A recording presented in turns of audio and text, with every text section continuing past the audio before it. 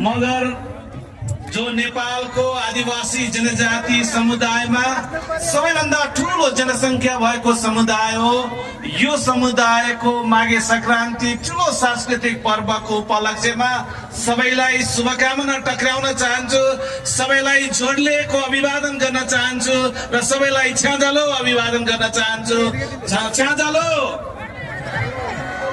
नेपालमा जो देशको विभिन्न जात जातिहरू मध्ये तेस्रो ठूलो जनसंख्या भएको आदिवासी जनजाति समुदाय मगर जो आदिवासी जनजाति सूचीकृत 60 वटा आदिवासी जनजातिहरू मध्ये सबैभन्दा ठूलो जनसंख्या भएको समुदाय हो।